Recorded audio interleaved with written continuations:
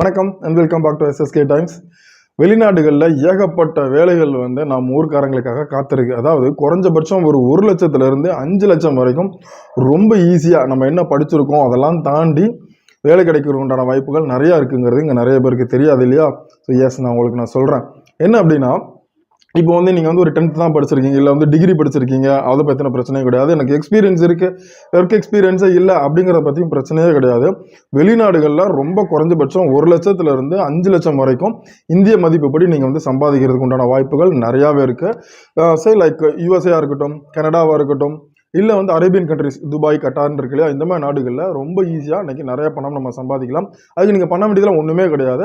ஒரு ஏஜென்சி இருப்பாங்க, அந்த ஏஜென்சி கிட்ட போய் நம்மளுடைய நேம் எல்லாம் கொடுத்து அவங்க ஒரு மினிமம் அமௌண்ட் உங்களுடைய பாஸ்போர்ட் விசாக்காக ரெடி பண்ண சொல்லுவாங்க. நீங்கள் பண்ணி கொடுத்துட்டீங்க அப்படின்னா, அந்த அமௌண்ட்டை கொடுத்துட்டீங்க அப்படின்னா உடனே உங்களை ஃபாரினுக்கு ஒரு நல்ல ஜாபுக்கு அமுச்சு வச்சுருவாங்க. ஸோ ரிமெம்பர், மினிமம் 1 லட்சத்துலேருந்து 5 லட்சம் வரைக்கும் உட்கார்ந்த இடத்துல இருந்து நீங்கள் சம்பாதிக்கலாம். அது மட்டும் இல்லை, அப்படி எனக்கு வேண்டாம் வெளிநாட்டு கம்பெனி, ஆனால் நான் உள்ளே இந்தியாவிலேருந்தே ஒர்க் பண்ணணும் அப்படின்னு நினச்சிங்கன்னா, உங்ககிட்ட ஒரு செல்ஃபோன் மட்டும் இருந்தால் போதும், இல்லை ஒரு லேப்டாப் மட்டும் இருந்தால் போதும். டேட்டா என்ட்ரி ஜாப் நிறையா இருக்குது. ஸோ அங்கேருந்து டேட்டா என்ட்ரி ஜாப்பை நீங்கள் வாங்கி இங்கேருந்து பண்ணலாம். அதுவும் குறைஞ்சது 80,000, 90,000 இல்லை 1 லட்சம் வரைக்கும் கூட நீங்கள் வீட்டில் இருந்த மாதிரி ரொம்ப உங்களுடைய பார்ட் டைமில் ஒர்க் பண்ணி கூட சம்பாதிக்கலாம். ஸோ இந்த ஆப்பர்ச்சுனிட்டியில் நீங்கள் மிஸ் பண்ணிடாதீங்க. அப்படின்னு யாராவது உங்ககிட்ட சொன்னாங்கன்னா கண்டுக்காதீங்க, தூக்கி போட்டு 4 மிதிங்க. ஏன் அப்படின்னா, அப்படி பெரிய ஸ்கேம் இந்தியாவில் நடந்துகிட்டு இருக்கு, எஸ்பெஷலி தமிழ்நாட்டில் நடந்துட்டு இருக்கு. அதை பற்றின ஒரு வீடியோ தான் நான் இப்போ உங்களுக்கு சொல்ல போகிறேன். இந்த வீடியோவில் என்ன சொல்ல போகிறோம் அப்படின்னு பார்த்தீங்கன்னா, வெளிநாட்டில் எஸ் உண்மையாகவே நான் சொன்ன மாதிரிலாம் வேலைகள் இருக்குது, நம்ம அது எப்படி போகணும், யாரை நம்பணும், யாரை நம்பக்கூடாதுங்கிற டீட்டெயில்ஸ் ப்ளஸ் இந்த ஸ்கேம் பற்றின ஒரு டீட்டெயில்ஸ் தான் இந்த வீடியோவில் இன்றைக்கி நீங்கள் பார்க்க போகிறீங்க. வாங்க வீடியோக்குள்ளே போகலாம். என்னடா இது எஸ்எஸ்கே ஆரம்ப கட்டத்தில் அப்படி இப்படி ஆசை காட்டி கடைசியில் இப்படி சொல்லிட்டு அப்படின்னு கேட்டிங்கன்னா, நிறையா ஏஜென்சிஸ், அதாவது வேலை வாங்கித்தர ஏஜென்சின்னு சொல்லக்கூடிய ஏஜென்சிகள் இப்படி தான் இப்போ பண்ணிகிட்டு இருக்காங்க. இதை நம்பி நிறைய பேர் நாசமாக போயிருக்காங்க. அப்படி நீங்களும் போயிடக்கூடாது அப்படிங்கிறதுக்காக தான் இந்த வீடியோ. ஓகே, நம்பர் 1 பாயிண்ட், நான் ஆல்ரெடி சொன்ன மாதிரி, உங்ககிட்ட ரொம்ப ஸ்வீட்டாக ரொம்ப அழகாக பேசி உங்களுக்கு வேலை வாங்கி தரதுக்காக நிறைய ஏஜென்சிஸ் தமிழ்நாட்டில் காத்திருக்காங்க. ரொம்ப முக்கியமாக எந்தெந்த டிஸ்ட்ரிக்ட் அப்படின்னு பார்த்தீங்கன்னா, திருப்பூர், கோயம்புத்தூர், மதுரை, சென்னை. இப்போ ரீசெண்டாக என்ன ஆயிடுச்சு அப்படின்னு பார்த்தீங்கன்னா, ஈவன் சவுத் தமிழ்நாடு, தூத்துக்குடி, திருநெல்வேலி ஏரியாவில் கூட நிறைய ஏஜென்சிஸ் இதை மாதிரி வர ஆரம்பிச்சிட்டாங்க. இவங்களாம் நம்ம காசு கொடுத்தா ஏமாத்திடுவாங்களா அப்படின்னு கேட்டிங்கன்னா கிடையாது. நீங்கள் காசு கொடுத்தா கண்டிப்பாக வெளிநாட்டுக்கு உங்களை அனுப்புவாங்க. எப்படி அனுப்புவாங்க அப்படின்னு பார்த்தீங்கன்னா, ஒர்க் விசாங்கிற ஒரு விசா வாங்கி அனுப்ப மாட்டாங்க. அதுக்கு பதிலாக டூரிஸ்ட் விசான்னு சொல்லியிருக்கு இல்லையா, அந்த டூரிஸ்ட் விசா வாங்கி உங்களுக்கு அனுப்புவாங்க. யார்கிட்டயோ, அமெரிக்காலேயோ, இல்லை ஈவன் கனடாலேயோ, இல்லை துபாய், அரேபியன் கண்ட்ரீஸில் எந்த கண்ட்ரீஸ்க்கு வேணாலும் உங்களை அனுப்புவாங்க. எதுக்காக அப்படின்னு கேட்டிங்கன்னா, என்ன காரணமாக வேணாலும் இருக்கலாம். நீங்கள் என்ன நினச்சி போவீங்கன்னா, நமக்கு ஒரு ஒர்க்கிங் விசா வாங்கி கொடுத்துட்டாங்க, நம்ம அங்கே போய் ஒர்க் பண்ண போகிறோம்னு நினச்சி நம்பி போவீங்க. அங்கே உங்களை பார்த்துக்கிறதுக்கு ஒரு ஆள் இருப்பாங்க. அவங்க யார் அப்படின்னு பார்த்தீங்கன்னா, இடைத்தரகர்கள். அதாவது இங்குள்ள ஏஜென்சி மூலமா செட் பண்ணி வைக்கப்பட்ட ஆட்கள். அவங்க என்ன பண்ணுவாங்க அப்படின்னு பார்த்தீங்கன்னா, அங்கே இருக்கிற நிறைய சோர்சஸில் இருக்கிற வேலைகளுக்கு உங்களை அனுப்புவாங்க. எந்த மாதிரி சோர்சஸ் அப்படின்னு கேட்டிங்கன்னா, இப்போ ரீசெண்டாக ஒரு வாட்ஸ்அப் வீடியோ கூட நீங்கள் எல்லாருமே பார்த்துருப்பீங்க. ஒருத்தர் அழுதுகிட்டே சொல்லுவார், நான் ஒரு டெய்லரு, என்னை துபாய்க்கு அமுச்சு வச்சாங்க, ஆனால் இங்கே பார்த்ததுக்கப்புறம் தான் தெரியுது என்னை ஒட்டகம் மேய்க்க விட்டுட்டாங்க, என்னால் தப்பிக்கவே முடியல, இப்போ ஒருத்தருடைய ஃபோனை வாங்கி இந்த வீடியோ ரெக்கார்ட் பண்ணுறேன், என்னை யாரை காப்பாற்றுங்கன்னு கை கூப்பி அழுததை நீங்கள் பார்த்துருப்பீங்க. ஸோ இதுதான் சிச்சுவேஷன் இப்போ நடந்துட்டு இருக்கு. என்ன பண்ணுவாங்க அப்படின்னா, உங்களை ஒருத்தங்கிட்ட ஆக்சுவலாக விற்றுருவாங்க.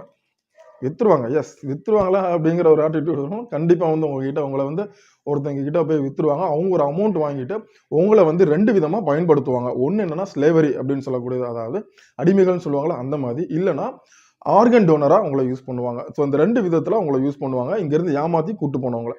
நம்பர் 1 ஸ்லேவரினா என்ன அப்படின்னு பார்த்தீங்கன்னா, உங்ககிட்ட இருக்கிற அந்த ஒர்க்கிங் விசா இருக்காது, கண்டிப்பாக உங்ககிட்ட ஒரு டூரிஸ்ட் விசா இருக்கும். அந்த விசா, பாஸ்போர்ட் ப்ளஸ் உங்களுடைய எல்லா ஐடென்டிட்டியும் வாங்கி வச்சுட்டு ஒரு பர்டிகுலர் ஸ்லேவரியாக ஒருத்தங்க கிட்ட கொடுத்துருவாங்க. அதாவது என்னன்னா, இங்கே வீட்டு வேலையிலேருந்து நான் ஆல்ரெடி சொன்ன மாதிரி ஒட்டகம் மேய்க்கிறது எல்லாமே பார்க்கணும். உங்ககிட்ட ஒரு எந்த ஐடென்டிட்டியுமே இருக்காது. உங்களை கண்காணிப்பாங்க. டெய்லி உங்களுக்கு சாப்பாடு மட்டும் கொடுப்பாங்களே தவிர மற்றபடி நீங்கள் தொலைஞ்சு போனதாக தான் அர்த்தம். உங்களுடைய ஃபேமிலியோ யாரையோ நீங்கள் கான்டாக்ட் பண்ணவே முடியாது.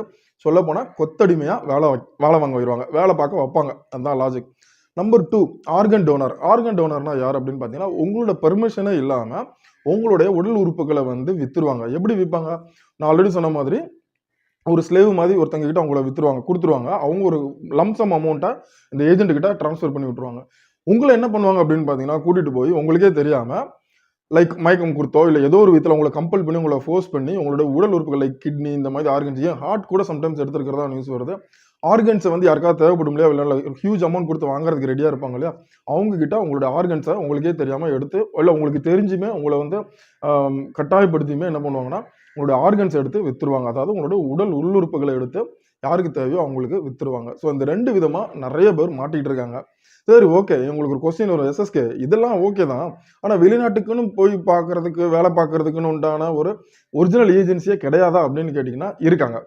இந்தியாவில், அதுவும் எஸ்பெஷலி தமிழ்நாட்டில் இருக்காங்க. இவங்களாம் யார் அப்படின்னு பார்த்தீங்கன்னா கவர்மெண்ட் ஆத்தரைஸ்ட் ஏஜென்சிஸ்னு பேர். இந்த கவர்மெண்ட் ஆத்தரைஸ்ட் ஏஜென்சி தான் யார் அப்படின்னு பார்த்தீங்கன்னா உண்மையாகவே உங்களுக்கு எந்த மாதிரி வேலை வேணும். சே ஃபார் எக்ஸாம்பிள் நீங்கள் ஒரு பிளம்பராக இருக்கலாம், இல்லை ஒரு எலக்ட்ரிஷியனாக இருக்கலாம், இல்லை நல்லா படிச்சிருக்கேன், டேட்டா என்ட்ரி ஜாப்லாம் பார்த்துட்டு இருக்கேன், வேறு சில வேலைகள்லாம் தெரியும், எந்த மாதிரி வேலைன்னு வச்சுக்கோங்களேன். அதுக்கு தகுந்த மாதிரி வெளிநாட்டு கம்பெனிகள் வந்து இந்தியாவில் வந்து ஆள் கேட்குறாங்க அப்படின்னா உங்களை என்ன பண்ணுவாங்கன்னா அங்கே ரெக்ரூட் பண்ணி விடுவாங்க ப்ராப்பரான ஒர்க்கிங் விசாவோட. ஸோ இப்படியும் ஏஜென்சிஸ் இருக்காங்க. சரி, இது எப்படி கண்டுபிடிக்கிறது? எஸ்எஸ்கே நீ இவ்வளவுமே சொல்லிட்டல, அது எப்படி நாங்கள் கண்டுபிடிக்கிறது அப்படிங்கிற அடுத்த கொஸ்டின் உங்கள் மைண்டுக்கு வரும். நம்ம இந்தியாவை பொறுத்த வரைக்கும் 2 விதமான ஆர்கனைசேஷன்ஸ் இருக்காங்க. அதில் நம்பர் 1 யார் அப்படின்னு பார்த்தீங்கன்னா இந்த POE அப்படின்னு சொல்லக்கூடிய இந்த நிறுவனம். இது யாருன்னு பார்த்தீங்கன்னா ப்ரொடெக்டர் ஆஃப் எமிகிரன்ட்ஸ் அப்படின்னு சொல்லுவாங்க. இன்னொன்று வந்து NRI. ஸோ இந்த 2 நிறுவனங்கள் தான் என்ன பண்ணுறாங்க அப்படின்னு பார்த்தீங்கன்னா ரொம்ப அஃபிஷியலாக, ஆக்சுவலாக இவங்க எல்லாமே கவர்மெண்ட் ஆத்தரைஸ். இது சொல்லப்போனால் இன்னும் சொல்லப்போனால் கவர்மெண்ட் ஆர்கனைசேஷனுமே கூட இவங்க என்ன பண்ணியிருப்பாங்க அப்படின்னு பார்த்தீங்கன்னா ஒவ்வொரு ஏரியாலையும் எந்தெந்த ஏஜென்ட் வந்து உண்மையாகவே கவர்மெண்ட் நார்ம்ஸ் படி ரூல்ஸ் படி ஒர்க்கிங் விசா வாங்கி லாஜிக்கலாகவே கரெக்டாக உங்களை வந்து ஜாபுக்கு கூப்பிட்டு போகிறாங்க, ஜாபு வாங்கி கொடுக்குறாங்க அப்படிங்கிற ஏஜென்சியோடைய டீட்டெயில்ஸ் எல்லாம் இதில் இருக்கும். இதோடைய வெப்சைட்டும் அப்புறம் ஃபோன் நம்பரும் டிஸ்கிரிப்ஷனில் நான் கொடுக்குறேன், நீங்கள் போய் செக் பண்ணி பாருங்கள். வெப்சைட்டுக்குள்ளே நீங்கள் போயிட்டீங்கனாலே, அதாவது POE உடைய வெப்சைட்டோ இல்லை NRI உள்ள வெப்சைட்டுக்குள்ளேயோ நீங்கள் போனீங்கன்னா அப்படின்னா ரொம்ப தெளிவாக யார் யார் வந்து ரொம்ப ஆத்தரைஸ்டான ஏஜென்ட்ஸ், அதாவது வெளிநாட்டுக்கு வேலை வாங்கி தர ஏஜென்ட்ஸ்ங்கிற டீட்டெயில் அதில் இருக்கும். அவங்கள பார்த்து நீங்கள் கம்யூனிகேட் பண்ணி ஜாப் அக்வயர் பண்ணிக்கலாம். அப்படி உங்களுக்கு டவுட் வருது, உள்ளே இருக்கிற விஷயத்தில் ஏதாவது டவுட் வருது அப்படின்னா அவங்களுக்கு உண்டான ஃபோன் நம்பரும் இருக்குது. அதுவும் நான் வந்து உங்களுக்கு டிஸ்கிரிப்ஷனில் கொடுத்துட்றேன். அந்த ஃபோன் நம்பரை நீங்கள் என்ன பண்ணலாம்னா கால் பண்ணி ரொம்ப ப்ராப்பராக என்கொயரி பண்ணிக்கலாம். சரி, லைக் எனக்கு இந்த மாதிரி இன்ட்ரெஸ்ட், நான் இந்த மாதிரி ஜாப்ல இருக்கேன், என்னென்ன பண்ணணும் அப்படிங்கிற விஷயத்தை தெரிஞ்சுக்கிட்டு அதுக்கப்புறமா போகலாம். இன்னொரு முக்கியமான விஷயம் நான் உங்களுக்கு சொல்கிறேன், அவ்வளோ ஈஸியாக வெளிநாடுகளில் ரொம்ப குயிக்காக டக்குன்னு எந்த நாட்டில் உள்ள பீப்புளையும் வேலைக்கெல்லாம் கூட்டு போகவே மாட்டாங்க. நம்பர் 1, ஒரு கம்பெனியில் நம்ம ஒர்க் பண்ணிட்டு இருக்கிற பட்சத்தில் அந்த கம்பெனி நம்மளை வந்து ஆத்தரைஸ்டாக ஒர்க்கிங் விசாவோட வேறு கம்பெனி வேறு நாட்டுக்கு நம்மளை அனுப்பலாம். இல்லை அப்படின்னா ஆத்தரைஸ்டாக இருக்கக்கூடிய இந்த மாதிரி ஏஜென்ட்ஸ் நான் சொன்னேன் இல்லையா, POE NRI, இவங்க மூலியமாக மட்டும்தான் நீங்கள் வந்து ஒரு நல்ல ஜாபுக்கு வெளிநாட்டுக்கு போக முடியும். ஸோ இது வந்து உங்களுக்கு ஒரு அவேர்னஸாக இருக்கும் அப்படின்னு நான் நினைக்கிறேன். ஸோ இப்போ நிறைய நியூஸ் பேப்பர் ஆடாக இருக்கட்டும், ஃபேஸ்புக்கு, ஈவன் யூடியூப்னு எல்லா இடத்துலையுமே சோசியல் மீடியாலையுமே நம்மளை வந்து நான் முதல்ல பேசினேன் இல்லையா, அந்த மாதிரி ஆசை வார்த்தை கூறி உங்களை அட்ராக்ட் பண்ணுறாங்க. அதனால் என்ன நடக்கும் அப்படின்னு பார்த்தீங்கன்னா நம்பர் 1 உங்களுடைய பணத்தை நீங்கள் இழந்துருவீங்க. நிறைய பணம் உங்ககிட்ட ஏஜென்சி வாங்கிடுவாங்க, 1 லட்சம் 2 லட்சம்னு. அங்கே போனதுக்கப்புறம் உங்கள் வாழ்க்கையை இழந்துருவீங்க. ஏன் அப்படின்னு பார்த்தீங்கன்னா நான் முதலே சொன்ன மாதிரி ஒர்க்கிங் விசாவில் வந்து உங்களை அனுப்பியிருக்க மாட்டாங்க. ஒர்க்கிங் விசாவுக்கு பதிலாக டூரிஸ்ட் விசாவில் அனுப்பியிருப்பாங்க. ஸோ அதையும் தாண்டி நீங்கள் அங்கே வந்து எஸ்கேப் ஆகுறீங்க அப்படின்னா நீங்கள் போலீஸில் யாரோ ஒரு ஹெல்ப் கேட்குறீங்க அப்படின்னா யாரும் ஹெல்ப் பண்ண மாட்டாங்க. ப்ரொவைடட் உங்களுக்கு ஜெயில் தண்டனையும் நீங்கள் வந்து பெனால்ட்டி அமௌண்ட்டும் தான் கட்டுற மாதிரி இருக்கும், ஒரு ஃபைன் அமௌண்ட்டும் தான் கட்டுற மாதிரி இருக்கும். ஏன் அப்படின்னா நான் ஆல்ரெடி சொன்ன மாதிரி ஒர்க்கிங் விசாவில் நீங்கள் போகலை, வந்து டூரிஸ்ட் விசாவில் போயிருக்கீங்க. ஸோ இதுதான் வந்து இதோடைய பேக்ரவுண்ட். ஸோ இந்த இன்ஃபர்மேஷன் வந்து உங்களுக்கு யூஸ்ஃபுல்லாக இருந்திருக்கும் அப்படின்னு நான் நினைக்கிறேன். அப்படி யூஸ்ஃபுல்லாக ஃபீல் பண்ணுறீங்க அப்படின்னா அந்த வீடியோவை உங்களுக்கு தெரிஞ்சவங்களுக்கு ஷேர் பண்ணி விடுங்க. அவங்களுக்கு ஒரு அவேர்னஸாக இருக்கட்டும், 4 பேர் தெரிஞ்சுக்கிட்டும். மறுபடியும் ஒரு சூப்பரான வீடியோ உங்களை வந்து மீட் பண்ணுறேன். அன்டில் தென், பாய், டேக் கேர்.